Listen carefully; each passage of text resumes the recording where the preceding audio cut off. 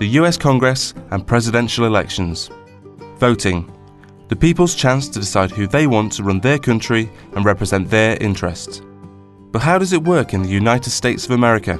Across the pond, voting is quite different. Like the UK Parliament, the United States Congress has two houses, the House of Representatives and the Senate. Unlike the UK, there are public elections for both houses, and a third separate election is held to choose a president.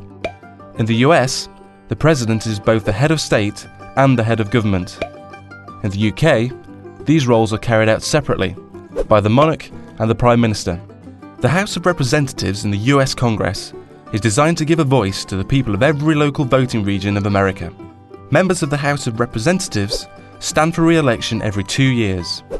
Each state is split into districts, and each district votes for one representative. The number of districts depends on the population of each state.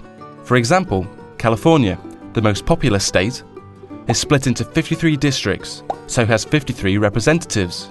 But Alaska, which is huge but has a really small population, only has one district and therefore only one representative in the House.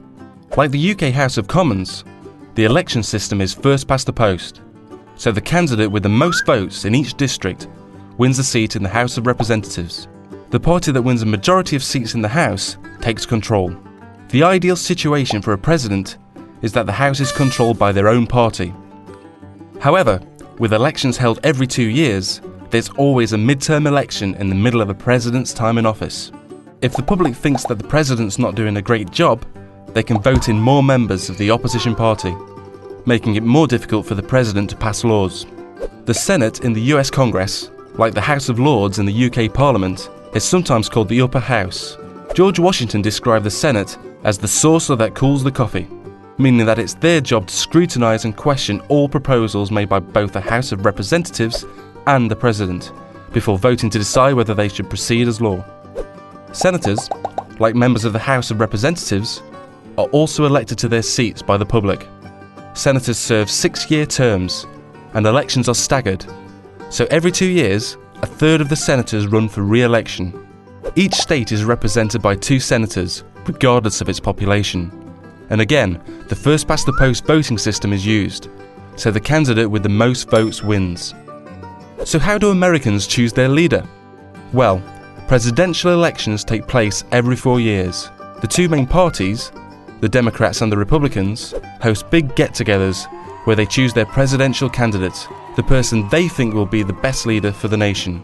The winning candidate then chooses their vice presidential candidate, also known as their running mate, to help support the campaign.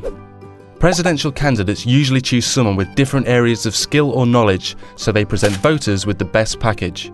Together, they're known as a ticket. Presidential candidates from both parties then start out on massive election campaigns to gain as much voter support as possible. They travel across the country and hold great big campaign rallies where they set out their policies and their ideas for the whole country. These campaigns cost money, lots of it. So both candidates have large campaign teams who help raise the tens of millions of dollars needed to keep them afloat. When it comes to election day, the public go to the polls to vote for one presidential ticket. So far, so easy. However, the public don't vote directly for their choice of president. Instead, a system called the electoral college is used. Each state is allocated a number of electors that will make the final choice. A state has the same number of electors as it does senators and representatives. In most states, all the electors will vote for the presidential ticket which received the most support in the public vote. Finally, the presidential ticket with the most electoral college votes becomes president and vice president of the United States of America. So that's how things work in the US. A democracy like the UK, but on a much larger scale.